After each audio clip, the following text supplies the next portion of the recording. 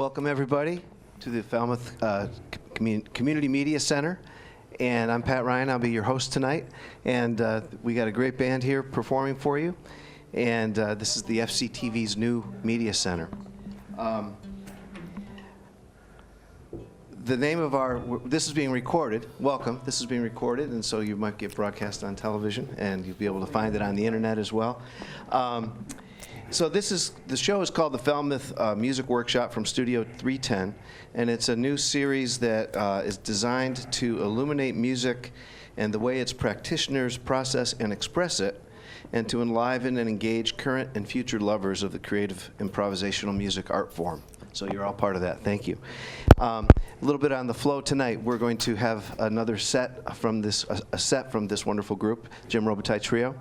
And after about 30-40 minutes then we'll have some discussion, because the workshop is also about engaging more than just the performance and the playing, but it's talking about the art form itself and talking about what goes on, and there'll be Q&A opportunities for you guys to engage. Then there'll be an intermission, and then another short set, okay? So without further ado, please welcome Chris Poudre on drums, Bill Maeli on the bass, Jim Robitaille on guitar, Jim Robitaille Trio. Thank you.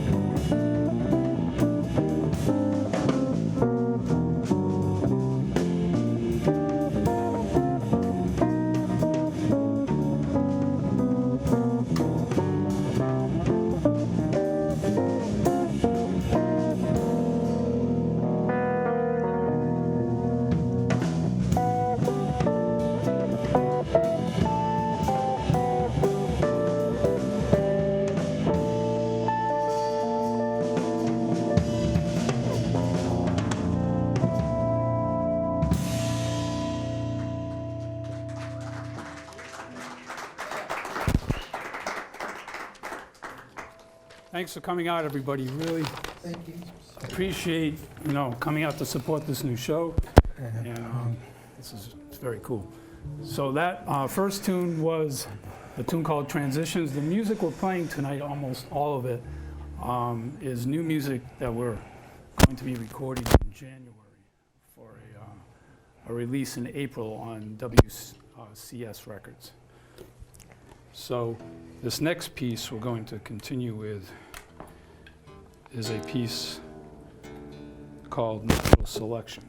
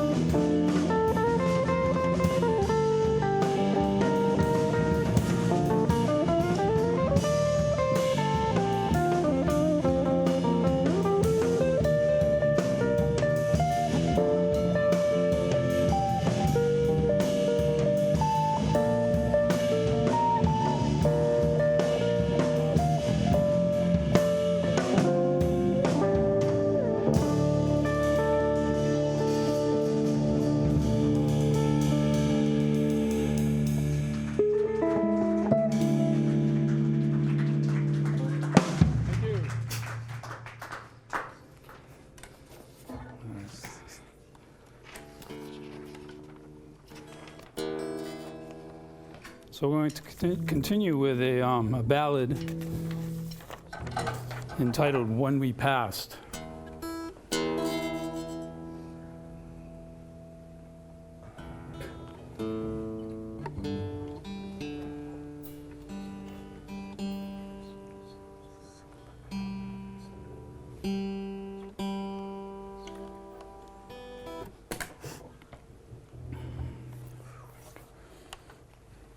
One, two, 1, 2, 3.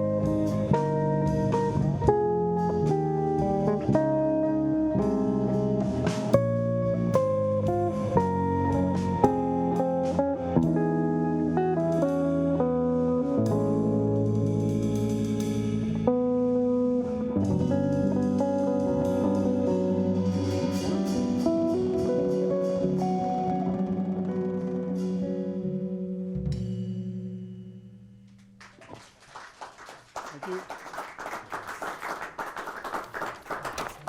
Again, Chris Poudre on drums.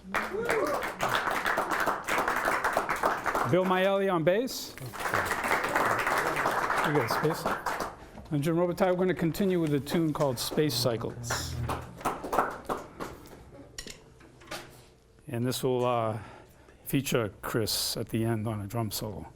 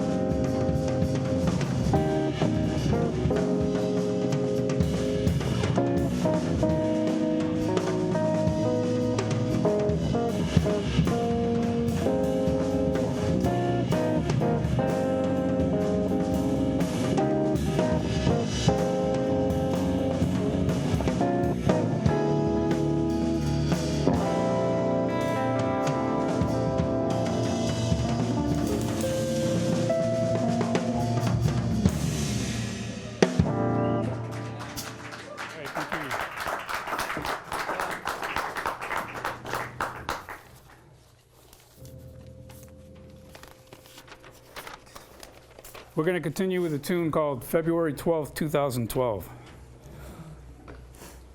For lack of a better title. Yeah, obviously when I wrote the tune, but. All right.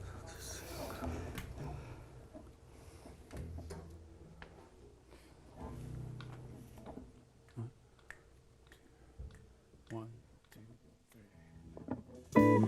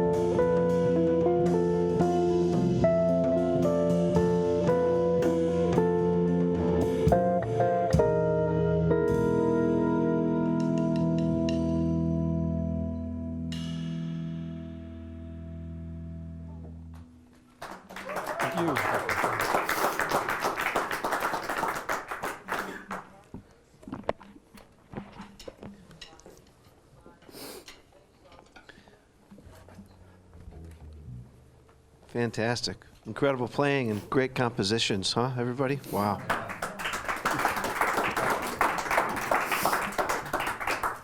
So, I hate to read, but I'm going to look at my notes a little bit. I'm new at this, but I'm happy to be doing it.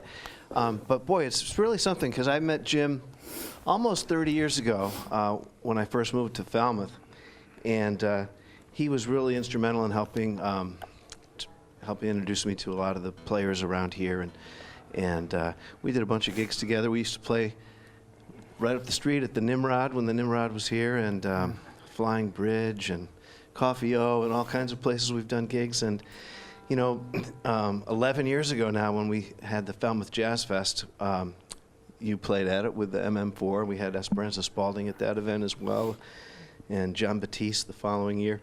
So we've had some great people. So Jim and I met, I believe, in the late 90s, maybe 97, would you say, Jim? And through Matt Richard, piano player, great player out of New Bedford. And we've been in many, many different ensembles, and then I ended up meeting Bill, I'd say early 2000s, right? Yeah, I played a lot in New Bedford, so that's when I met, I think that's when I met you guys, Yeah. Jim and Chris. Yeah. And yeah, it's been great. The trio's been wonderful. Yeah, we've done tons of gigs over the years, too, with different configurations of musicians, too. Even backing up vocalists, you know? Yeah, sometimes we run into each other on, you know, just as sidemen, right, playing on a gig. Yeah, exactly, yeah. Yeah. Which is fun, yeah. Yeah, the other day we recorded the show here with a young woman who Carly Senna, who's an incredible young talent. And it's funny because I think about Carly as this young person, but she's about the same age as we were when we met. And it doesn't seem like that long ago that we met. But the thing that I'm interested in especially is how do we, and some people were talking about this on the intermission, how do we keep exploring these new venues and new opportunities and new forums and put some economic teeth behind them to be able to support the experience of live music and music such as this, jazz music, improvisational music. So if anybody has ideas and comments on that, that's one of the things that I think is our hope will come out of, you know, this project, you know, of featuring performances that are part discussion and part audience Q&A. Like, you know, like live music, right? It's always been there. And, you know, times change, people change with the times. So I think, like, if you go back to, like, you know, the time that, you know, Pat's talking about, like, around when we met, and then even prior to that, you know. Early 90s, yeah. We have many people that we played with that are older than us, too, you know, that. And it always just seemed like there was always a scene, and people, you know, there's been different time periods like that where people always went out. You could even say, like, you know,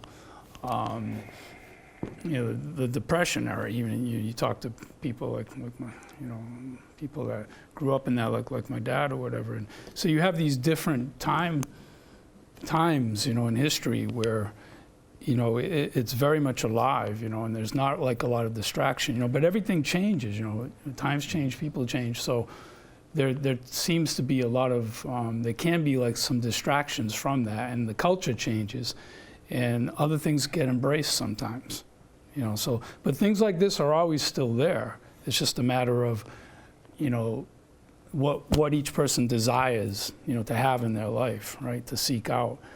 And, you know, when you output something like this, like Pat's doing, and like what we continue to do with, you know, practicing the art form, the more it's out there, you know, the more people will hear it and they realize it's there. Because there's no substitute for this, right? I mean, you can go, you know, we'll be able to watch this show, right, you know, DVD or watch it on television, that's great. But the real energy, right, of playing, you know, us playing together, and then output, and then what we get back too, you know, there's never going to be a substitute for that, you know. And I think people realize that, you know, they want that, even if it's just, you know, now and then in their life, you know. Some people want it all the time, you know. They're real, you know, Dan, he's a real music fan, you know, so, you know, and that's great, you know.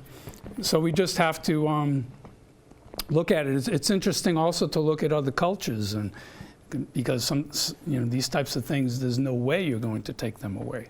Like people go out, they're not distracted by various things, all the time like that. They embrace it, they support it, and therefore it's there. It gets bred, and it's there in society, in the culture. Yeah, one difficult thing that we deal with too, out and about in the clubs, is we're competing with TVs and, just the Facebook technology and all that, people on their phones doing this and that, and it's just, Right. This is a rare opportunity for the art form too, because we have a listening audience that's totally attentive. And and there's great musicians that are dealing with the same problems. You're playing a tune and there's 5 TVs with different games going on. It's insane. You hear a rousing applause and you think it's because someone played a ripping solo. It's because Tom Brady made a nice pass. I mean, it's crazy. Yeah. No, it's true. In the years ago, like 70s, 80s, we'd be ready to start, and it'll be like, okay, we'll start when you turn off the television, like behind the bar or whatever, and that was pretty common, and. The absolute worst experience that I've had in a club, you imagine this, you're playing jazz. This was a great trio too, a different group of cats. They had a TV on with nothing but the disaster channel going. Just one disaster after another. People floating down the Mississippi on logs, landslides, airplanes, train wrecks. Can you imagine playing a gig and literally watching that for the entire gig? Yeah. I said, never call me for that gig again. Well, that sounds kind of like the modern times, but Oh, man. anyway. Downbeat Magazine just had a feature on the 50th anniversary of ECM Records, which is a fairly notorious label for jazz musicians, European label that promoted a lot of great, innovative music that was sort of on the border between classical, jazz, world music, people like Keith Jarrett and Egberto Gismonti and all kinds of great. So that label, just had its 50th anniversary. Mm. And then the New Yorker magazine I just read had a review of like the Danish string quartet performing some Beethoven, but then juxtaposing it with some more contemporary classical players, but bringing a life into it. So here's an example of something that's sort of on the edge of, is it classical, is it jazz? Well, it's music, it's listening. But the author was sort of lamenting, he closed his article with something like, I'd tell you to go buy their album and give it to somebody for Christmas, but people have more fealty to apps and to big corporate conglomerates these days than they do to, supporting a particular artist or a particular label. So I think the days of, I'm paraphrasing, I think that the days of, buying music to give to somebody are drawing to a close. And there's some truth in that. And so that's another reason why I think, he said in the days of streaming, in these days where everybody's streaming, and the musicians don't get really, compared to even 20 years ago, anything close to what you would get when you sell a recording or something that with the streaming royalties now. So the economy is, you could say it's dropping out, but it's certainly the landscape is changing, and there's got to be new ways to monetize music, or I don't know how the Carly Senas of the world are going to monetize their art form. The new and younger musicians who are upcoming now, we have to figure out these new ways to do it, and so that's part of what we're struggling to figure out, and part of why I wanted to get involved with this channel. In addition to the fact that Debbie Rogers is paying me, what'd you say, $200,000 a year, Debbie? Anyway, not $50. But to try to figure out how we are going to. I teach high school music. Okay, I teach high school music, and I teach guitar classes, and 90% of the kids haven't even heard the Beatles, and a lot of the kids haven't even experienced live music. They don't see it. The contemporary live music, it's like American Idol, and it's the voice, and it's the glorification of the personality and the wonderful, visual effects and the voice, the auto-tune and all that entertainment. But the music, the complexity of the music, as I'm sure everybody here knows and our television audience probably knows, is radically simplified compared to even, the pop music of the 70s. And this is the problem I think we're facing, but it's also something that we're trying to overcome. And I think part of it is, having an opportunity for people to come in and experience and not just hear, but see and appreciate what goes into the art form. For example, back to the music, we should turn it back to the music, but the compositions that these guys have and the interplay and the communication that's going on, I mean, it's really, really, really high world-class level right here in Falmouth, highest level. And I think if people create that space that Jim was talking about, and if we can give it to our young people especially, clear the space, provide the opportunity and the context for people to be able to experience it, that's going to be the restoration ecology for music. And that's what I'm interested in helping propagate. So this is a seed of that. And so I'd love to have you play some more. Sure. And Does anybody have anything they would like to interject or ask? yeah, audience participation. Come right on up to the mic and the camera.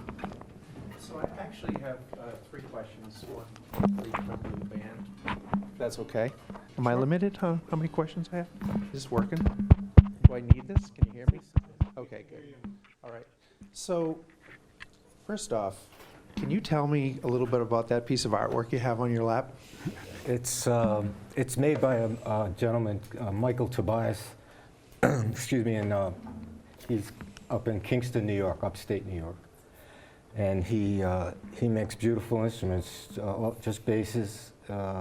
He's a wood freak. He likes to. It looks like it came from a tree. He takes a tuning fork when he goes to his wood supplier, and he listens to the wood to make sure it's resonating properly. He makes a beautiful instrument, and when I finally played his instruments, I realized that, I mean, as musicians, we all go through different stuff, but it's also gorgeous. It looks like almost like a wineskin on this end, or I'm not sure, an animal horn. Yeah, and they're very strong too. They're very, they hold up well. It's beautiful. Thank you. Okay, second question for the drummer. Canopus, don't know if that has any relation to octopus, but you definitely have technically eight instruments going on. Obviously, there's a lot more going on in your head. Is that a coincidence, Canopus, octopus? What is the story with Canopus? No, I like that. No, Canopus is a Japanese drum maker. I believe they're one of the finest drum makers in the world. I endorse their product. And I also use Zildjian cymbals and cymbals from Jesse Simpson out of New York City, a one-man band. He's also a great jazz player in New York City and a cymbal maker. And I use Regal tip drumsticks. But yeah, based on what I hear, I try to have the cymbals sound a little bit different. That makes sense, so that they're not all they're sounding the same. And yeah, that's pretty much it. That's my gear right there. Yep. And so in a lot of bands, there's the lead singer and the lead guitar player or the lead organ player, but you guys are sort of spreading it around, and so rather than a leader, it's more like a leading. You guys sort of lead. Right. Well, yes, it is communal. I mean, that's what you do. Normally you would be like the guy, the guitar, but you're not like jumping out here doing a lot of crazy stuff. But it's so beautiful and understated, but really. Well, it's part of the. I think the nature, like we've all played in the trio, which is a tradition, in improvisational music, for. Decades and decades. So this trio has been together about 5-6 years, but we've always played in trios.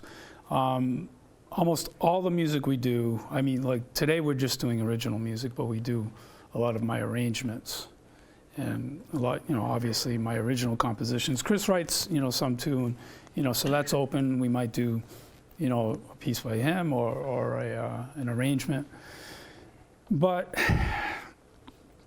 It's like, music's a language, right? So it's a communication. So we are all equal. It's really like that. So there's nothing, I might dictate endings, they're my tunes, I kind of know what I want, but they know too. I never really have to tell them how to play, and there's enough information on the scores, the way they don't have to have that. So it's really about the music. It comes through, it's obvious, yeah. And Yeah. you guys do play amazingly off each other and through the whole thing. Yeah, it's So, an interplay. I could yeah. stay up here all night with the microphone, but, Pat's going to take it away. No, thank you you. very much. Great comments and questions. Anybody else have any comments or questions? Yes, come on up. Great vocalist Donna Hammer is coming up. Hey, Pat. Thanks for doing this. This is so important. Hi. Hi. You guys sound great. My father was a musician and played with with Lou Colombo and Dick Johnson and all the old guys. And, they listened to music. That was when they only had records. They only had the radio and they only had records. Right. And him and his buddies would call each other up and say, hey, did you hear this guy on the radio? Or they would get the records right off of the dock, the 78 records right off of the boat in Boston. And then they would go and hang out in the back of my father's music store in Quincy and all listen to the songs, and that's how they learned the songs. So I think, our ability to listen to music, and for the kids these days, is really atrophying, and it's really a skill to listen to music. And also I've studied with a lot of, Native Americans, African Americans, Babatunde Olatunji, one of the greatest drummers, and African drummers. And music has a great ability to heal in a very deep way. And that's something that we could market. Because we all know that all the studies are showing that music increases intelligence and it helps to ward off Alzheimer's. I work with people with Alzheimer's, and music touches all parts of the brain, not just one. And so I think we can just all sign up. Great. Thank you. Well, yeah. Any other audience comments, questions? Thank you so much for playing. I think they have a couple more tunes for us. Yeah. I'll say something. What's that? You going to say something?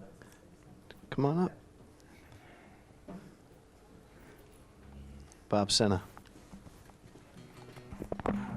I'm kind of shy, but, I'm Kylie Senna's dad, and that's her mother right there, Camilla.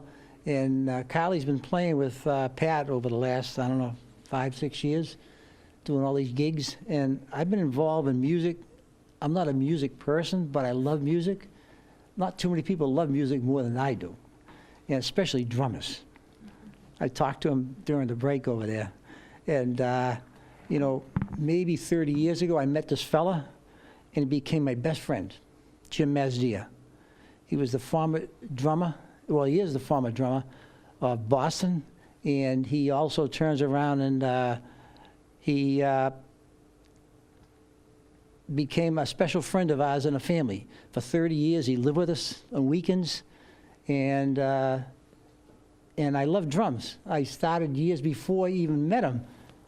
I bought a set of Slingerland. I was talking to him. He says, that's an old thing over there. I bought a set of Slingerland drums, 11-piece drums with two 30-inch basses and everything else and drums, and that's how I became friends with Jim Mazdia. And then also down the road, I became Jim Mazdia. If anybody knows Jim Mazdia, he was the founder of the band Boston. Okay? Mm-hmm. Him and Brad Delphin and Tom Schultz, which I know them all. And I went to concerts with him. And I fell in love with the drums, but because of Jim Mazdia. I also became friends of Joey Kramer of Aerosmith. So it's kind of, I don't know, music is in my love, but I never played music, but I played drums a little bit, but as a love. But my daughter, Kylie, grew up into singing, and she's a great music composer, writing. She's one of the top violists in the country, and she's been to every school that you can possibly go to, Boston Conservatory, New England Conservatory, and now she's San Francisco Conservatory. She graduated, and she comes home once in a while and plays with Pat, and she's got an unbelievable voice, and she's a beautiful girl. But I love music. I love drums. What can I tell you? And when you guys took a break a few minutes ago, I was talking to him, the drummer, I don't know if I forgot his first name, but, you know, I told him about Jim Esdia. Really? I grew up in Lakeville with Jim Esdia. I said, let me call him. I call him. He lives in Worcester. Here I am talking to the drummer of Boston 15 minutes ago with him for 15, 20 minutes. So Jim's a personal friend of mine. It really is. And, you know, it really is a special, special thing in my life. Drums is a special thing. Music's a special thing. My daughter's super special. And guys, you're special too. And I want to tell you that. And I love yous all. Thank you very much. We love you, bro. Thank you, Bob. All right. Thanks for coming. We're going to close out with a couple of tunes from the Jim Robitaille Trio. Fantastic, guys. Thank you. Chairman.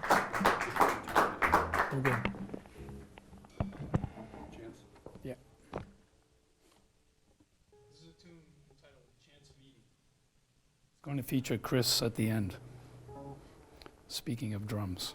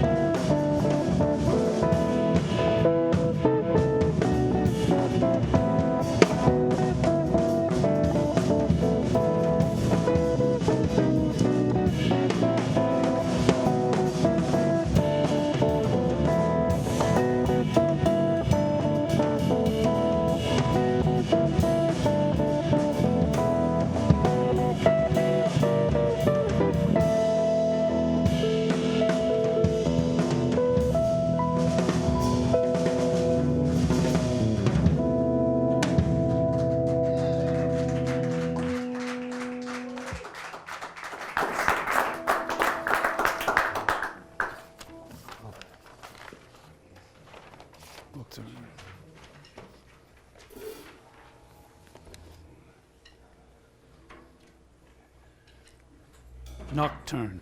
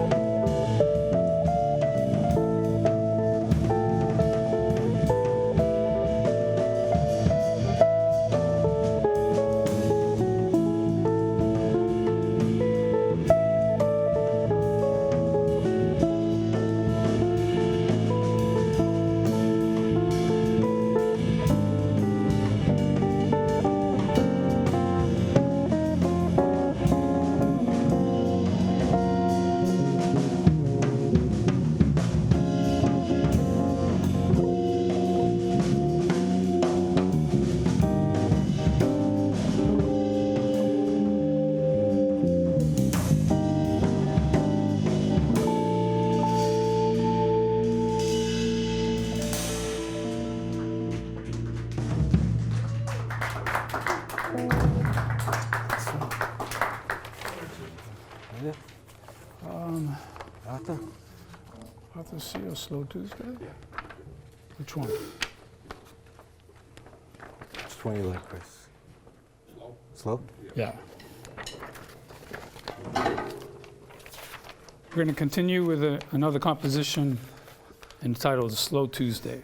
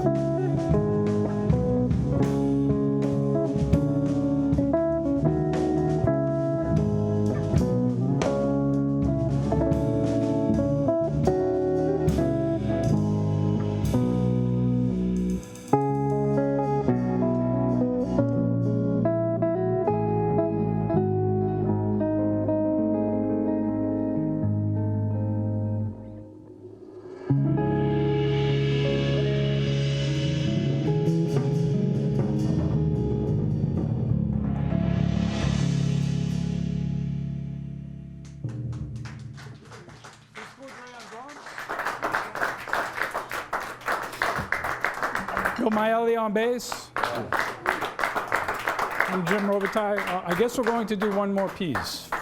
So we could do, let's do Arthur C. Arthur C. Oh, you want to do that? Okay. We're going to do a tune called West End Strut. What's it called? West End Strut.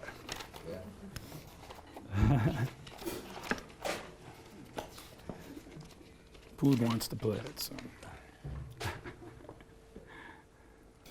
You guys got it.